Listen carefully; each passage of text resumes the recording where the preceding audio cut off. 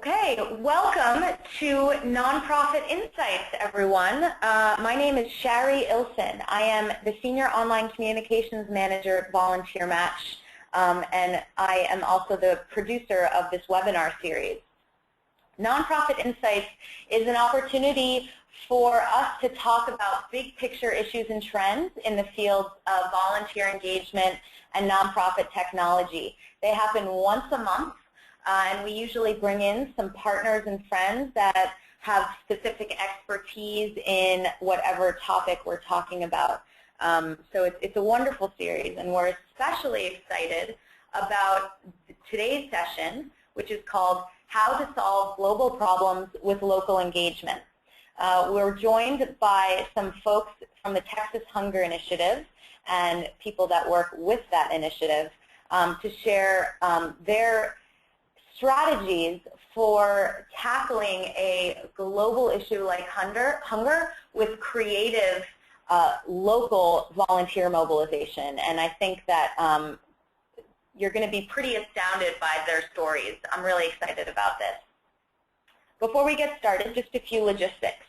If you have questions at any point, you can enter them into that chat box at the bottom right of your screen. I'll be taking the questions throughout the session. However, we'll have a Q&A section at the end, and that's when most of your questions should get answered. So don't think that I'm ignoring you. We're also live tweeting today using the hashtag VMLearn.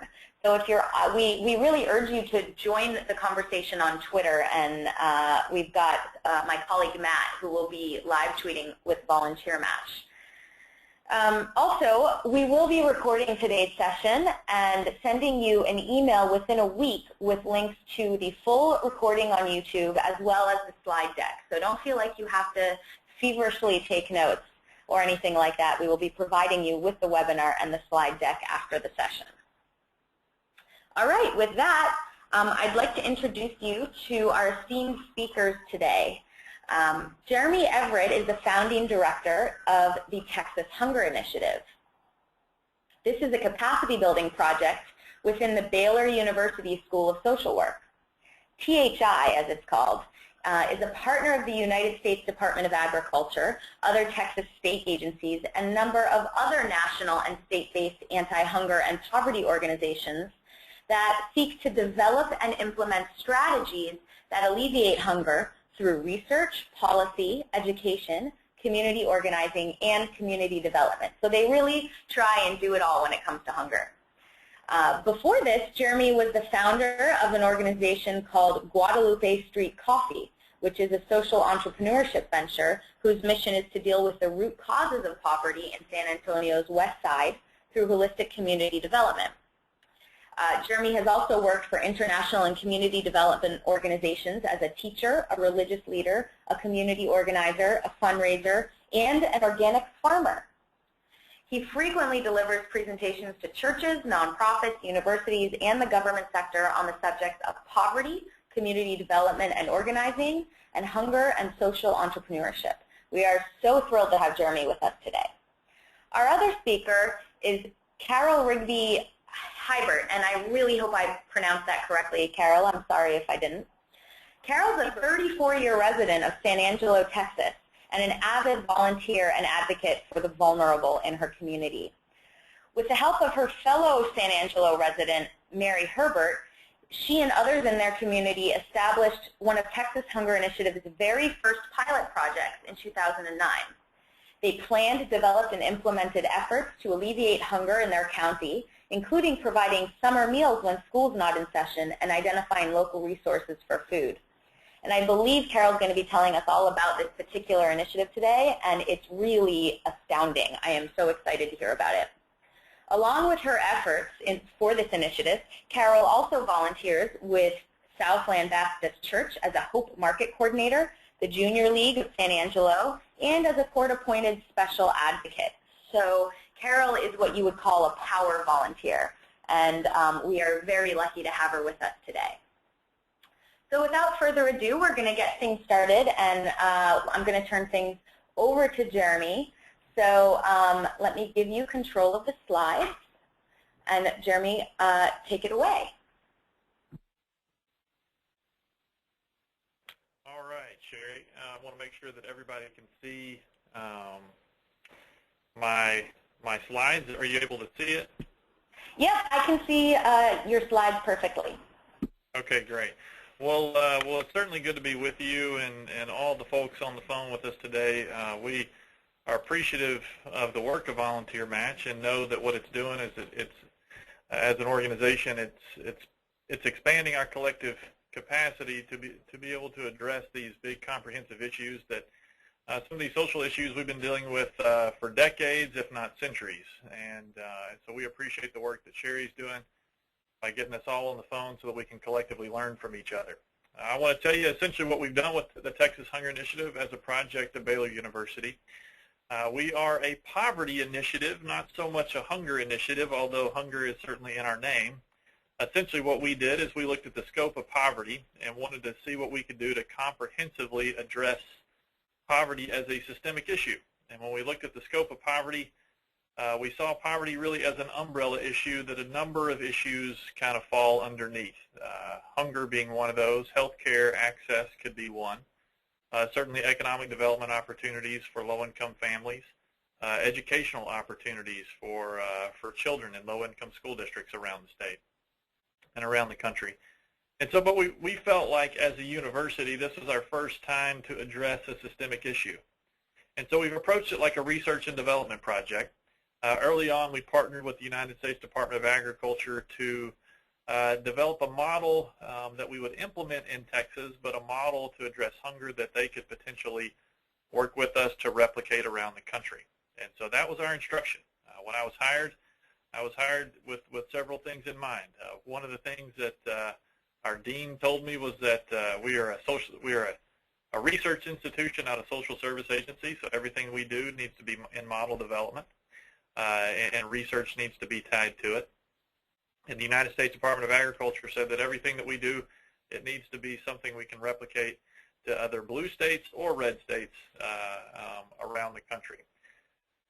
So we began, for me, I've largely been working and living in low-income neighborhoods for most of my adult life. And so I certainly was able to see and experience hunger and see and experience poverty. Our neighbors experience poverty on a daily basis. The business that Sherry mentioned that I started in San Antonio was in historically the poorest area of San Antonio, in an area where most undocumented immigrants, when they come to the United States, is oftentimes a place where they initially live or even set up roots and have children in that community. When I was beginning to transition from my work in San Antonio to my work with the Texas Hunger Initiative, I wanted to have a better understanding of hunger in general and who was doing what about it. The first thing I did was I visited a local organization, a congregation on the south side of San Antonio, and visited with a pastor who showed me all the different social ministries that he was doing in his congregation, all volunteer run and supported by members of the congregation. He told me that he had 5 adopted kids, and 2 of his adopted kids were high school age boys, and they said that they wanted to do a ministry project with their father. So they decided that they would make breakfast tacos for the elderly men in the congregation on Saturday mornings. One particular Saturday morning, they drove up to their congregation. It was still dark when they pulled up into the parking lot, and their headlights caught 2 little boys in the dumpster of their church parking lot. Well, the boys were startled and tried to jump out of the dumpster as fast as they could, and Dan and his sons jumped out of the car and tried to get to the boys before they could get away. They were able to, and Dan was able to calm their fears, and he invited them into the church, and he and his sons made them more breakfast tacos than they could possibly eat. But these 2 little boys began to tell Dan and his sons the story of why they were in his dumpster. They said that they are on the free lunch program at school, but oftentimes they don't have breakfast before school or dinner at home after school, and that weekends and summer months are particularly difficult. And that particular Saturday morning, they had snuck out of their house before they thought anybody would be awake in the city, and were rummaging through Dan's dumpster to try to find something to eat, knowing that that might be the only thing they could eat for a weekend. I was hoping that that story was an anomaly, but I was afraid that it wasn't. And as we began to journey from county to county and across the country, we found out that that story is all too similar in so many parts of the country. We also identified and were able to see that there are issues like food deserts, areas where people don't have access to healthy food. In Texas, there's a phenomenon called the colonias. Some of you may know about colonias. Colonias are essentially unincorporated towns along the Texas-Mexico border. Oftentimes, people will build their houses out of whatever they can find. They might have one sheetrock wall, one brick wall, one wall made with old tires or anything they can find to be able to make shelter. Most of these unincorporated areas don't have running water and they don't have power, and so they certainly don't have grocery stores. And in far west Texas, we were visiting with some families that lived in the colonias, and they told us that they used to be able to irrigate their land through these irrigation ditches that provide water in deserted areas around the country. But they were no longer able to irrigate their land, so they couldn't even grow their own food. And so they were really troubled and having to go to convenience stores to purchase food. Of course, at convenience stores, they don't have any healthy food, and certainly food that you can't prepare. And so these families were both ironically experiencing diet-related disease, some experiencing obesity, while also experiencing hunger at the same time because they didn't have access to adequate, nutritious food. And then recently we were on the steps of the Capitol. We were there at a rally that with about 200 elementary-age kids, and kids were getting up one by one and recounting their stories of hunger. And one little boy got up and said that he was for better hunger legislation in Texas because he didn't want other kids to have to experience hunger like he'd had to. So learning those stories and going around and also finding out essentially what the data was telling us about hunger in Texas, we were able to identify that we had about 4.5 million what's called food insecure residents in the state of Texas, or 4.5 million people that were at risk of hunger. And of those that were at risk of hunger, 1 in 4 of them were children, and 1 in 6 of them were senior adults who were living post the retirement age.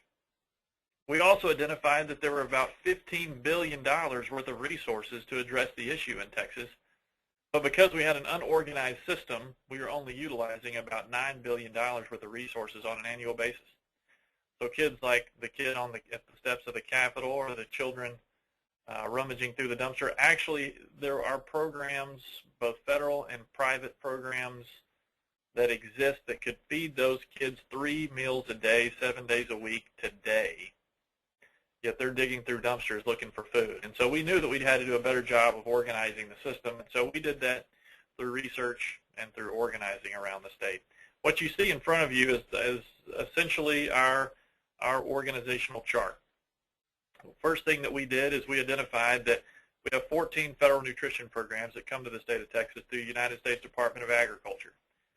When we kicked off our work, the president had established a goal to end childhood hunger and tasked that goal to USDA to come up with a strategic plan. And we met with some senior level officials at USDA, and they said, our job is to administer programs. We don't really do strategic planning. And so they partnered with us at that point to kind of become a strategic planning arm, at the very least for the southwest region of the United States, but ideally with them comprehensively. What we identified is that those 14 federal nutrition programs came down to 3 different state agencies. And of those 3 state agencies, the Texas Department of Ag, or TDA on your chart, administers 11 of the nutrition programs, all the childhood hunger programs. Health and Human Services Commission administers the SNAP program, or what used to be called a food stamp program. And Department of State Health Services administers the WIC program. But those commissioners of those different state agencies had never met each other. And so we knew that if they hadn't met each other, they probably weren't working together to address the issue on the local level. And so we created something called the State Operations Team that's really met informally. It's met kind of on an as-needed basis for those commissioners and their staff to come together with USDA and our staff to look at essentially what the problem was. If you can imagine the resources coming down almost like your water line. It's like we figured out how to get water to our house as a state but we didn't figure out how to get water to the bathroom or to the kitchen once it got to our house. And so we knew that we had some plumbing lines to build out all the way to the local community level. Fortunately for us, when the commissioners came together, we said, we have hunger in the state of Texas, and it's our fault, and we need to come up with a plan to address it. Fortunately for us in Texas, under the leadership of several of these commissioners, they rolled up their sleeves and they said that they were willing to address it with us. And so they've worked very closely with us over the past 4 years to be able to do a better job of reducing bureaucratic red tape in Austin and in D.C. To be able to make sure that we're utilizing the public programs at our disposal in a more complete fashion. We've also had champions, corporate champions, that have really stepped up to the plate to be able to help out in a more significant way. The Walmart Foundation, for example, pledged $2 billion over a 5-year period to addressing hunger in the United States. The ConAgra Foundation has followed suit.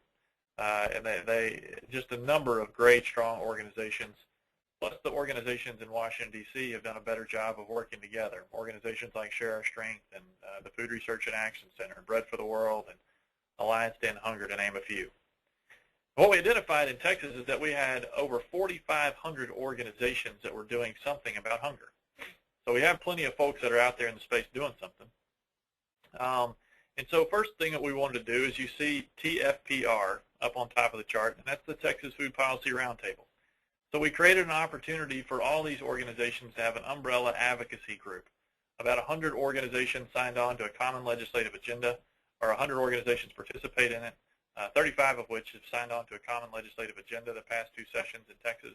And as a result, we've been able to strengthen hunger programs. For example, in this session alone, we passed a breakfast bill that will increase breakfast participation in Texas for low-income school children by 700,000 kids on a daily basis.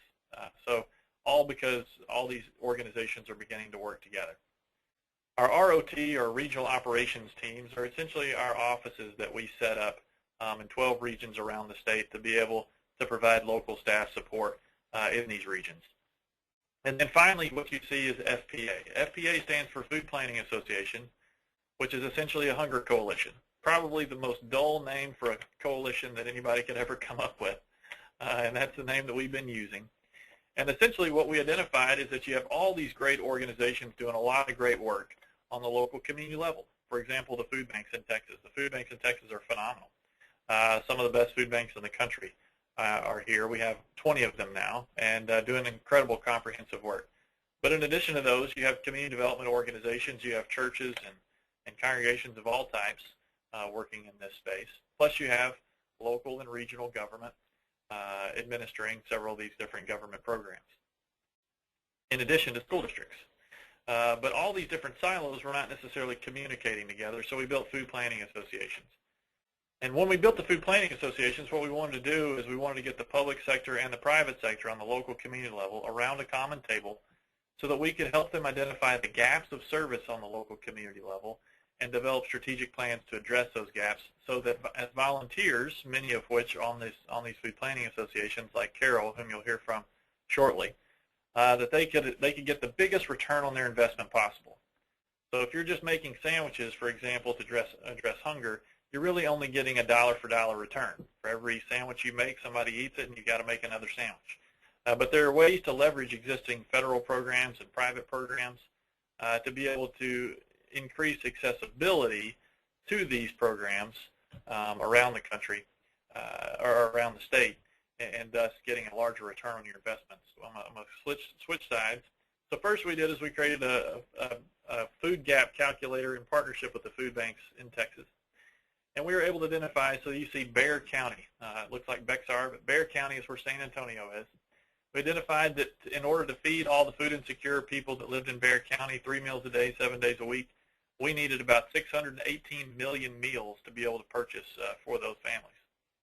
But we were able to identify all the different resources that already provided meals to them and found out that we were only about 126 million meals short, which seems like an insurmountable number of meals to provide for people on an annual basis. And I needed to know how much that was going to cost. We identified it was going to cost us $322 million a year that we needed to be able to to address the gap of service in San Antonio. Moving to the next slide, we were able to identify then essentially what resources we left on the table. And so with the 261,000 residents that are food insecure in San Antonio, we've identified that we were actually in one of the 14 federal nutrition programs, not counting all the private programs that come to the community. We left almost $240 million on the table in one of those federal programs alone, simply because eligible participants were not utilizing the program to its fullest capacity. Well, we know through that program, the SNAP program, that for every dollar that comes into the community, there's $1.79 worth of economic stimulus for that community. So that would have had $428 million worth of impact on the local economy. And being from the economic development sector, I know there's not an economic development program that San Antonio has that is that large. We call it trickle-up economics. And so you're investing in the poorest people in your community, who in turn reinvest that money immediately in your grocery sector. What the grocery stores have told us is that 1 in 10 of every jobs is accounted for in their stores through that program.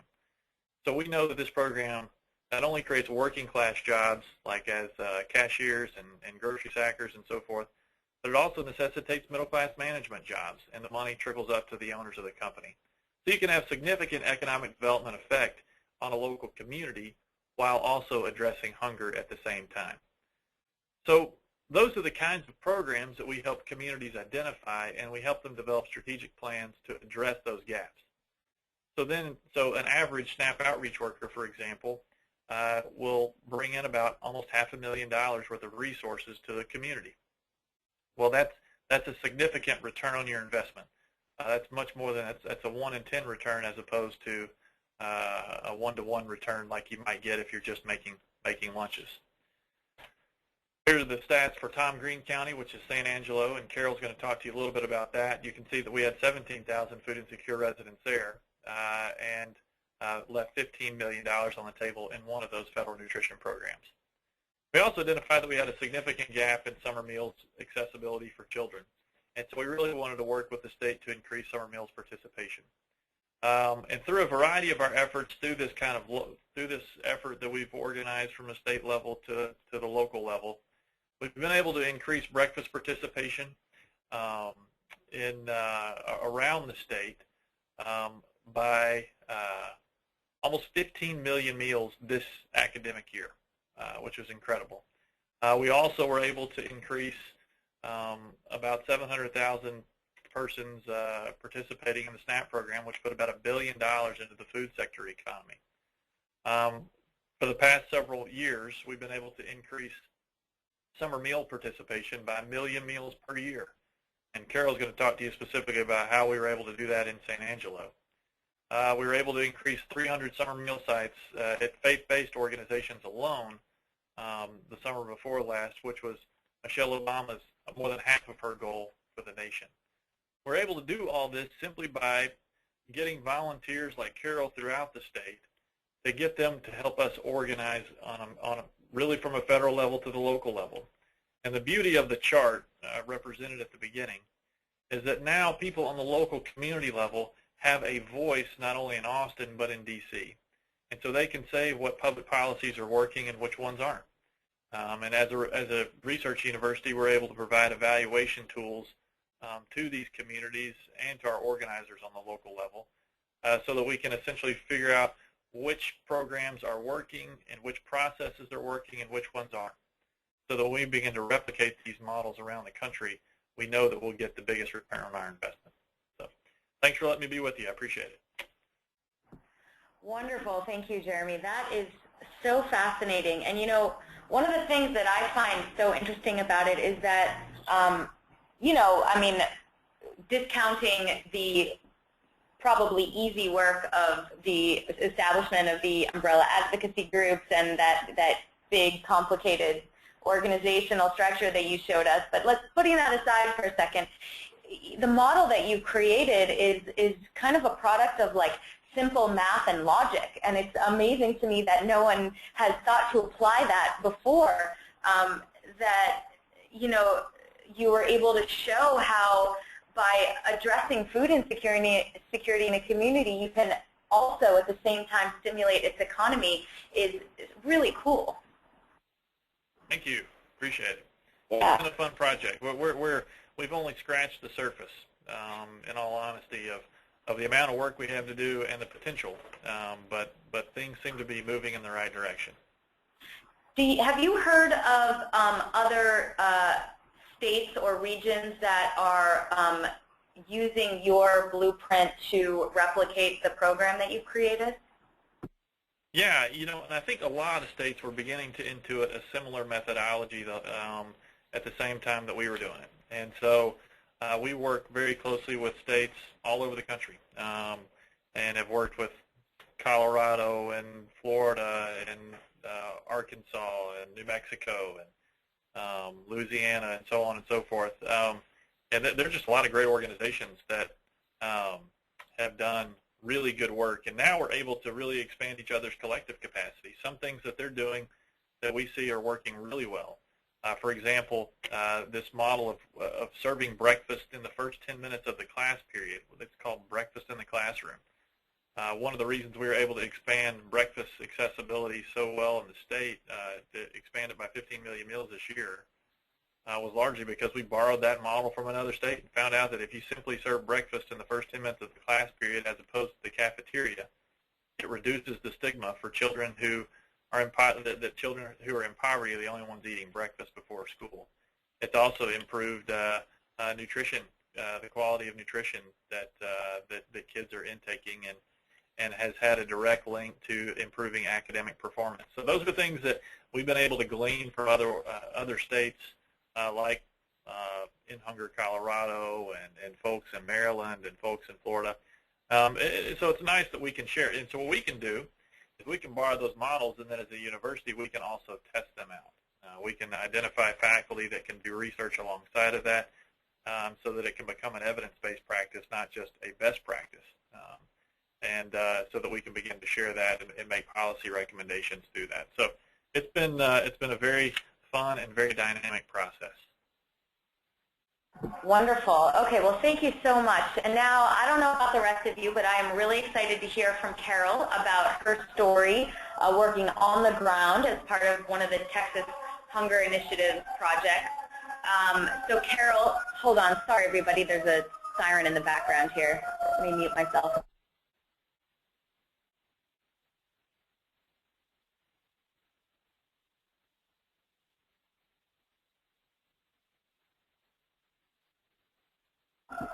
All right, sorry about that. Something's going on in San Francisco today. Anyway, Carol, whenever you're ready, feel free to get started. And when you'd like to advance your slide, just let me know. I'll do it. Thank you. Thank you for having me. I'm excited about participating in this with VolunteerMatch. I've known about VolunteerMatch through my work with RSVP. RSVP is the local VolunteerMatch organization that checks for post-volunteer opportunities and matches respondees with volunteer jobs. So I'm happy to be doing this presentation for you.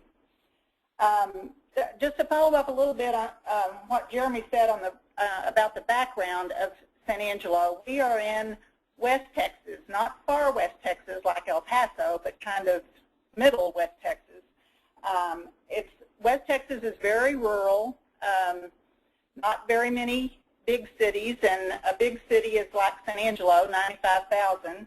Our county is 112,000 and is over 1,500 square miles.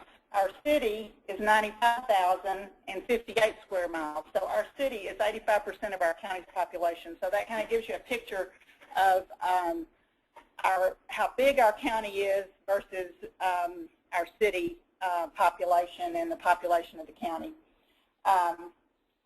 San Angelo Independent School District is the biggest school district in our county.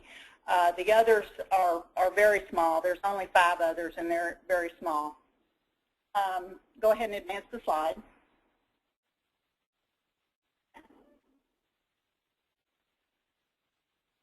More than 1 in 4 families with children in Tom Green County had times last year that there wasn't enough food. That's 5,400 households in Tom Green County.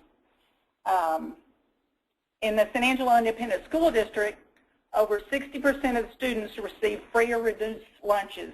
That's 8,600 students. And of those students, 82% of those are free lunches, so they're from very low income households. 50% of all the students in San Angelo ISD, which is about a little over 14,000, receive free lunch and breakfast. During the month of June, when summer schools are open in the rural districts and in San Angelo, free breakfast and lunch are offered to any child. They don't have to prove income level. They can just go to the summer school sites and have breakfast and lunch. This year, for the first time, San Angelo School District is also extending 2 of their 6 summer school meal sites to cover July. They will not be having summer school, but they will be serving breakfast and lunch. So we're so excited about that. They've been busy the last couple of years. We have breakfast in the classroom in San Angelo ISD, so they've been busy implementing that in the elementary schools in San Angelo. So we're very proud of being on the edge of feeding kids breakfast in San Angelo. But you know, when this statistic came out that we had this many children in San Angelo that did not have anything accessible, any meals accessible to them in the summer, and they relied on those meals at school, we wondered, you know, well, what's going to happen to those kids in July and August? Well, what happened was Kids Eat Free. And the reason Kids Eat Free happened and happens is because of volunteers. Let's go to the next slide. 2009 was our organizational year. That's the year that the Texas Hunger Initiative was started at Baylor University, and my friend Mary Herbert and I we sought out a partnership with the Hunger Initiative to spearhead our local initiative to alleviate hunger in Tom Green County.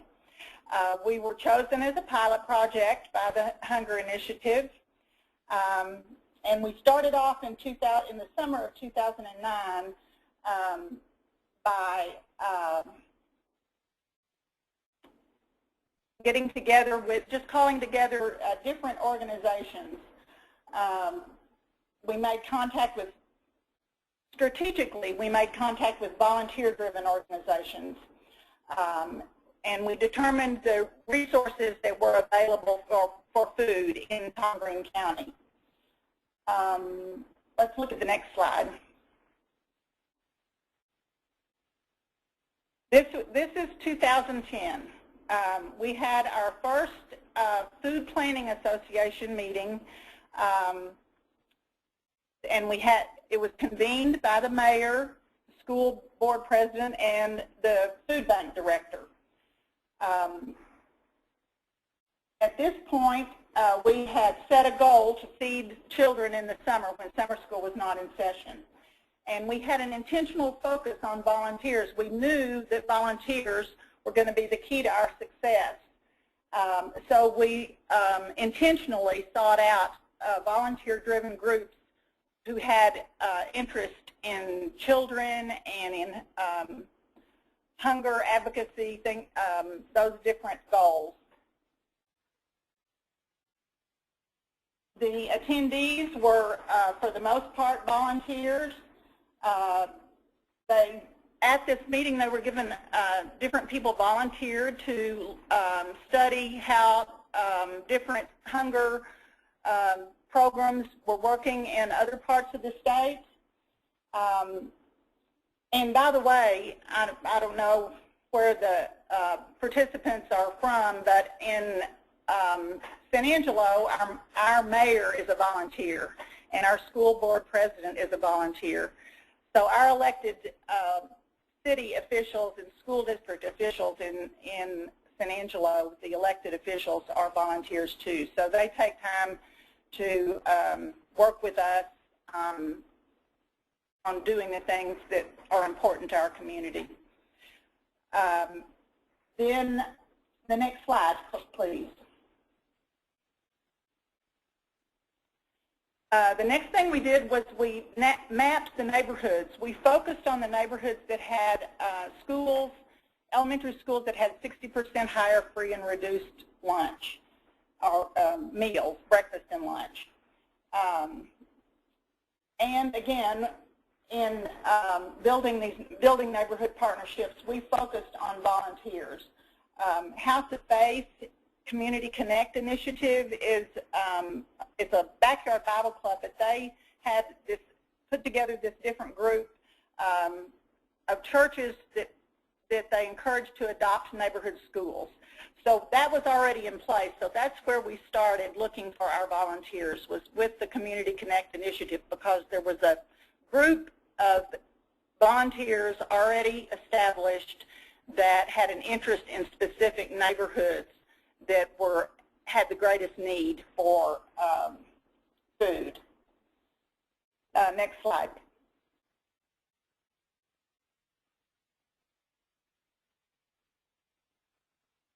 You can advance the next slide. Sorry about that. The next thing we did was we had a town hall meeting, and this was really a media event. We had Mary and I had a newspaper article the day before that we were interviewed, and then this was a media event publicized.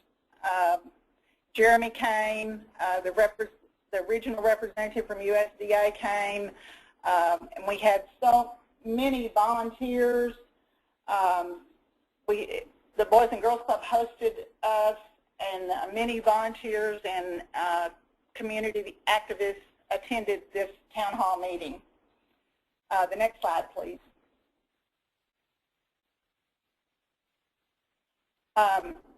Regarding funding opportunities, we depended so much on just individuals and groups. We are a collaboration. We're not a 501c3. One of the goals of the objectives of the Hunger Initiative is not to create another 501c3 organization. It's to empower the organizations that are already in existence to do more. So that's been our goal all along. So we're a collaboration of organizations that are already doing things in the community. Our funding, we received some grants through churches and a local soup kitchen. Churches are our biggest collaborators. They essentially, and for our Kids Eat sites, churches fund those sites. They provide the volunteers and fund those sites. We also draw many of our volunteers from our donors, people who give money but they also want to serve. So that's another source for our volunteers. The next slide, please. Our media and publicity, so many of these things that are listed here are done by volunteers.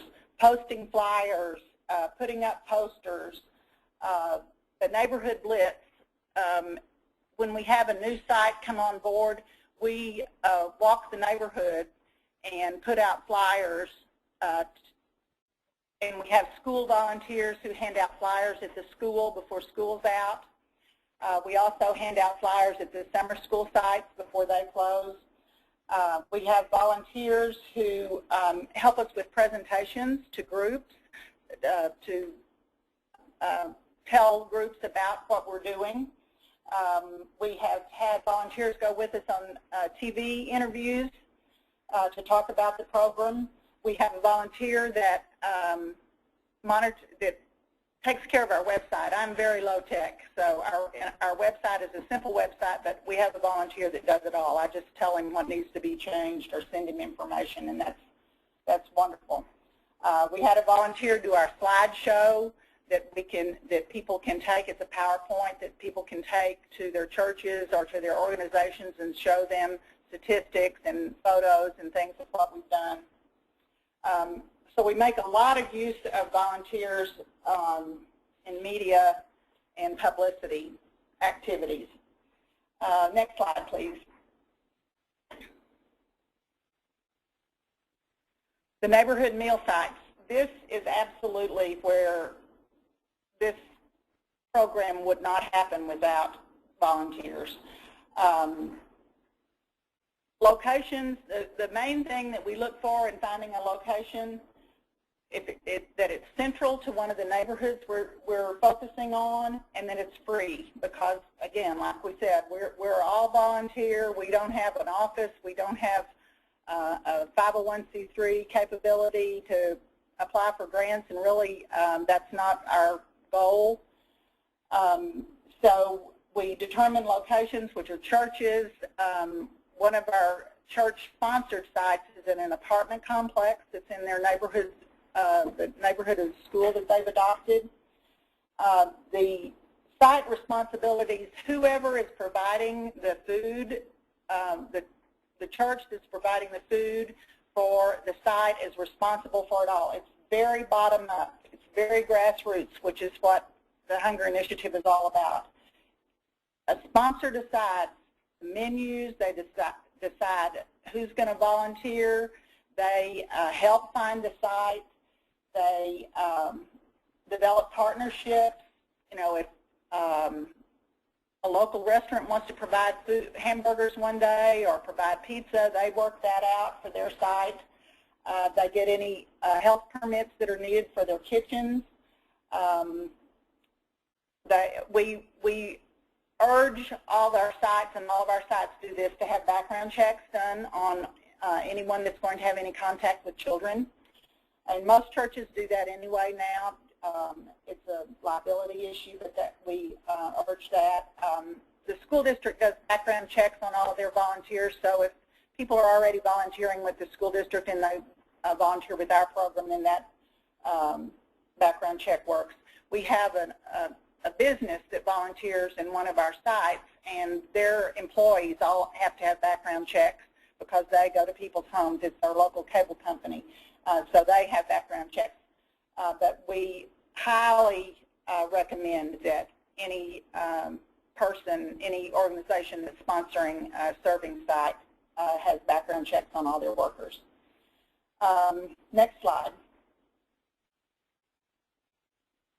We do training for all of our sponsors, all of our churches, and all of our volunteers. In fact, our training is next week, and the things that we cover are listed here. Of those things, we have volunteers that do those trainings. Our food safety training is a volunteer who is an assistant professor at our local university in the ag department, and her specialty is food safety. She conducts the safety training for restaurants, through the extension service for restaurants and kitchen managers. So we essentially get a 1-hour mini food safety course that it takes her 2 days to present at the extension office.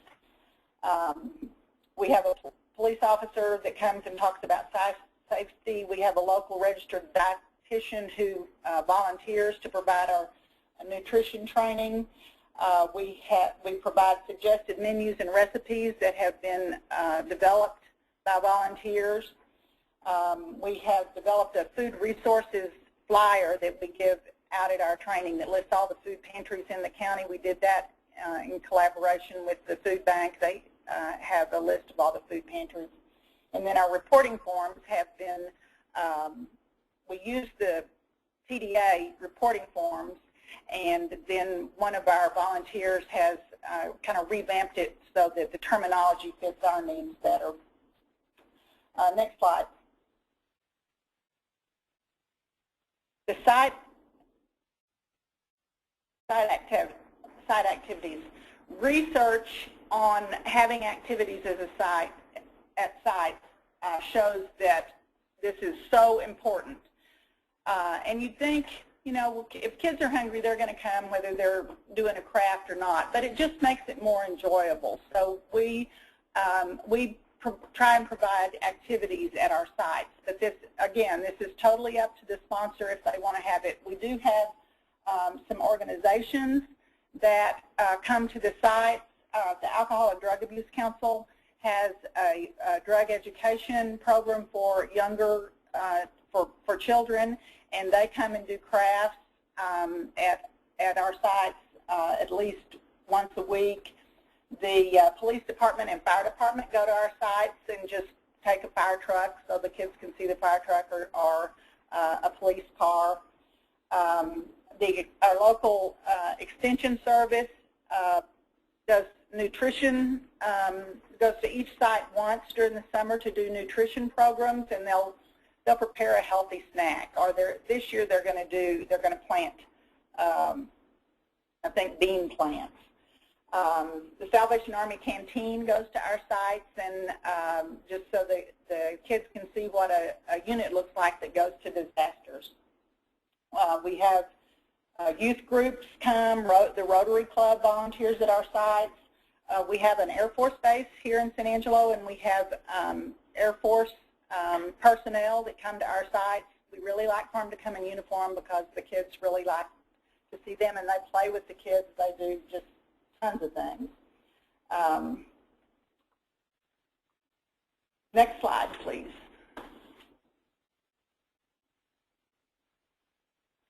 A few more details on volunteer participation. Make use of, our project specifically makes use of diverse volunteer talents. We have a lot of senior involvement, both in our Food Planning Association and through RSVP. If you're not familiar with RSVP in your community, you need to find out if there is a local RSVP program. This is for volunteers 55 and older, and they are just one of the mainstays of our program. RSVP provides lots of help, and they've gotten some grants on our behalf to help us with printing costs and things to market our program and replicate our program and build our program. So RSVP is a great partner to have in your pocket. It's really important when you're reaching out to volunteers to think outside the box. We had an Angelo State University, our local university student, contacted me, and she wanted to do something, but she was in school and she was a nutrition major, so she did recipes for us. She researched and did recipes for us. We had a hospital nurse who called and wanted to do something at the hospital, so she did a canned goods drive. We had a couple of our churches put together weekend bags for kids to take home to have things to eat over the weekend. And then our local utility company, West Texas Utilities, donated $5,000 to the food bank to prepare weekend bags that we sent home from our sites. And so we had RSVP volunteers pick those up at the food bank and deliver them on Fridays to the meal sites. We have volunteers that told stories at the sites, prepared food, served food, did crafts, did sports, games, decorated the tables so that they look like they're going into a nice restaurant. Some of our sites had back-to-school parties on the last day that they served. So it's just important to think outside the box. Next slide, please. These are some of the lessons. The things where volunteers were instrumental in these lessons were providing the activities to promote better attendance, and making use of available resources. And an important thing to watch out for is volunteer burnout. A couple of our sites, they didn't have enough volunteers, or they didn't seek enough volunteers in their churches, so they had people that were working every day for 6 weeks, and so now those people are wanting a rest, so the churches are looking for new volunteers. So just that's something to watch on with your volunteers. But again, the important thing is to think outside the box and have detailed job descriptions for your volunteers, for all the different things that volunteers can do. Some of the ladies at our church, that it's an older ladies Sunday school class, and they didn't feel comfortable preparing food or serving food, but they made little daily take-home bags, little Bible verses or little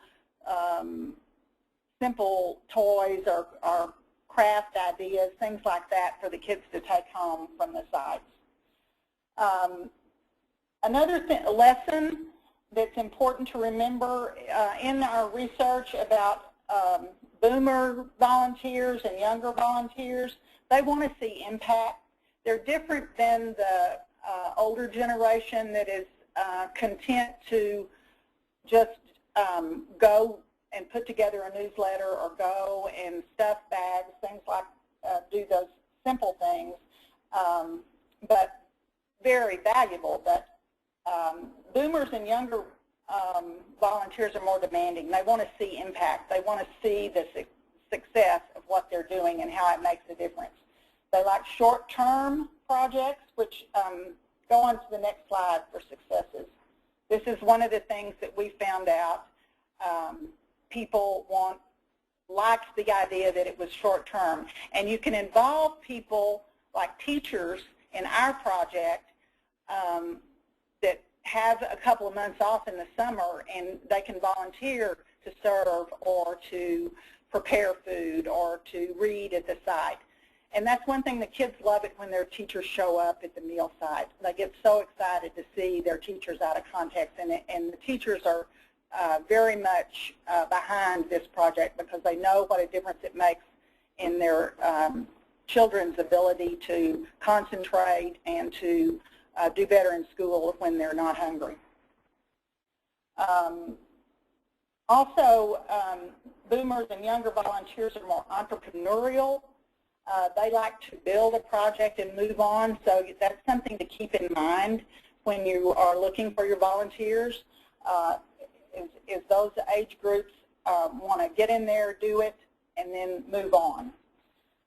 Churches are good because it's part of their mission work to feed the hungry and to take care of people. So churches are good volunteer groups for this kind of work. Okay, the next 3 slides really just kind of tell you a little bit about what has happened since 2009. Our first summer to serve meals was 2010. This slide just shows a graph of the number of children, which is the kind of pink line, and the number of children's meals.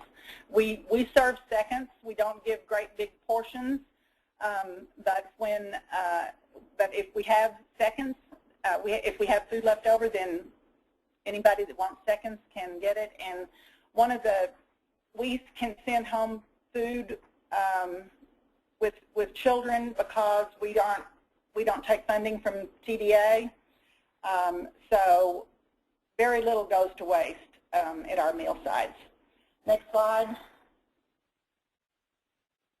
This is our daily average, how many meals a day we were serving 3 years that we have served. And then the next slide.